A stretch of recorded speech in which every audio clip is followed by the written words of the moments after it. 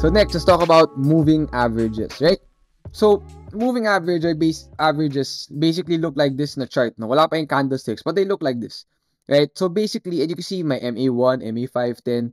Basically, meron kasi specific time frames when you're setting up a moving average. Kinukuha nila, let's say you're using an MA20, moving average 20.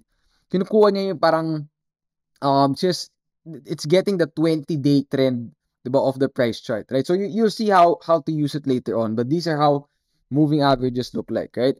And there are so many moving averages you can use, pero usually ito yung ginagamit na time periods or time frames, no? So you have the 20-day moving average, the 50-day, 100-day, 200-day. So 20-day, that's your short term. Some people go even shorter to 10-day, pwede rin yun. 50 days your medium term, 100 days your long term, 200 days your super long term, right? So now, how do you use parang these lines in your trading, no? These moving averages. So there's three ways that I use them, or you can use them. So number one is a price break, buy or sell signal. So what does that mean? So actually, it's a very simple trading strategy. That can already be applied. No, it's not the best trading strategy, but it's a simple thing that you can use. No, when you can see prices, let's say here you have a clear breakout from this consolidation, and you also see prices moving above, right, your 20-day moving average. So again, this is your shorter term moving average, right?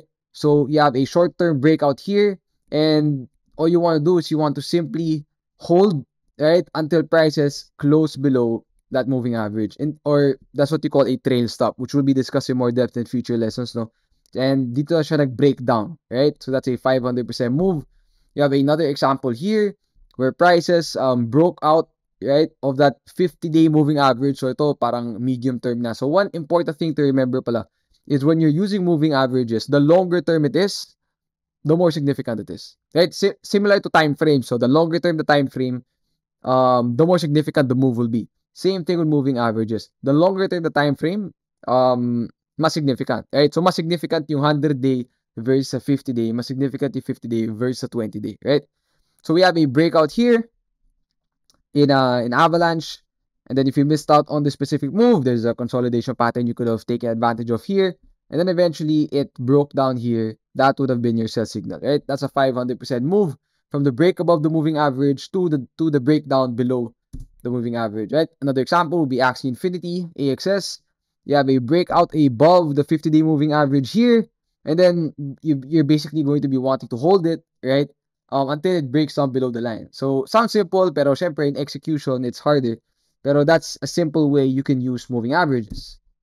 Another way you can use it is as a dynamic support and resistance level. So why do I say dynamic? Kasi syempre when you're plotting your lines, your support and resistances using yung mga linya sa chart, yung tools na yun, hindi siya gumagalaw eh. Like yun na yun. Pero dynamic support and resistance using moving averages, this shows you na gumagalaw, right? Nag-a-adjust yung support level depending on price, right? So you can use it as a way to buy on support other than yung usual na price structure way na tinuro ko na sa inyo.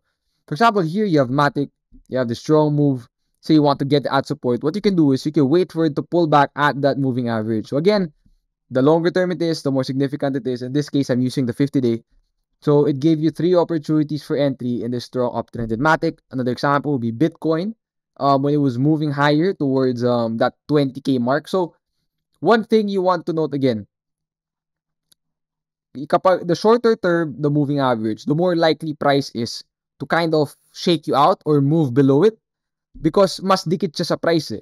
In this case, you have Bitcoin finding support here, pero dito nag-overshoot siya. Pero if nilabas mo dito, like say yung 100K moving average, or sorry, yung 100-day moving average, that would have just held, right? Pero ayun, because shorter term yung ginagamit mo, you can get entries much closer to price, to where the price is pulling back, especially in strong stocks, in strong tokens rather. Pero ayun, mas madalas ka pwede ma-shake out, right? So it broke down here, pero nag-recover ka agad, and it still had multiple areas of entry for you. And of course, it can also act as a dynamic resistance level. So in this case, I'm using the 100-day moving average here. So mas significant to na moving average, the level of resistance. So you can see here, SLP, right? Always having a hard time breaking above the 100-day moving average whenever it tried to. Another example here would be Litecoin, right? Again, I'm using the 50-day. So again, same thing, right? Every time it tried to, it's like a downtrend line, pero ito mas dynamic. It adjusts based on price. So you can see na every time it tried to break above or move higher above that 50-day moving average, it usually found resistance and continued on its downtrend, right? So lastly, I'm going to be discussing how I use it as a trend filter. So quick water break again. So now, how do we use it as a trend filter? And this is the main way I really use moving averages is I use it as a way for me to identify market leaders, right? So kasi one of the things you want to see in prices is you want to see them above your moving averages, right? Kasi if you see it's above the 100-day moving average, okay, the long-term trend is up. If you see it's above your 50-day moving average, okay, the medium-term trend is up. If you see prices are above the 20-day moving average, you see that, okay, short-term, this is an uptrend, right? And what you want to see now, when you're trying to use it as a trend identifier, you want to see your shorter term moving average above its longer term moving average, if that makes sense. So you want to see the 20-day moving average above the 50-day moving average, and you want to see the 50-day moving average above the 100-day moving average. In this case, right, you see that the 20 days, the red line, it's above the 50-day, and the 50-day is above the 100-day. That shows you na malakas yung specific token na to. In this case, that was in Bitcoin. So parang yun yung sign ko na, okay, parang pwede to, right? At the same time, it's forming that continuation pattern. If you zoomed out, itong 10K level is a very significant level of resistance. So again, this adds more conviction for me. And then you see, you have a low volume consolidation. Then when it broke out, mataas yung volume. So everything kind of adds up when it comes to using moving averages, when it comes to using volume. Later on, you learn how to use RSI and other indicators. Everything kind of lines up, right? To give you even more conviction. And again, that was the beginning, right, of this huge uptrend. Another example would be FTM. So you have it was coming from a downtrend and then eventually started moving higher. And then once prices moved higher, you see now, okay, the moving averages started to align or be in the direction you want them to be. They're pointing higher. Prices are above the moving average. And MA20 is above MA50. MA50 is above MA100. So that was a sign na, okay, you should probably start looking for continuation patterns, or you should keep an eye out on this specific token. And in this case, you have the short-term pullback here. That could have been a point of entry. You still could have entered somewhere in this area, pero ayun lang. That just goes to show na you can also use moving averages parang as, okay, you signal mo na, okay, they're setting up the way I like. It's time to find an opportunity for entry. And for my last example would be Solana. And then after this one, Kahane will be talking about RSI. So you can see here, prices were coming from a downtrend. Prices started moving higher. The moving averages started aligning the way we want them to.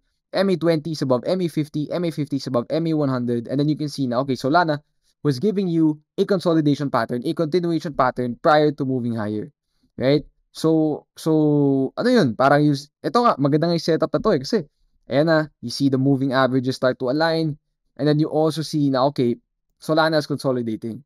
Right? So it was much easier to find a point of entry here. So that's how I use moving averages, right? You can use them as, that's how you may use them if you would like. You can use them as a buy signal, a sell signal. You can use them as a trend identifier, like I just discussed, or you can use them as a dynamic support and resistance level. So that's it for my part of the lesson.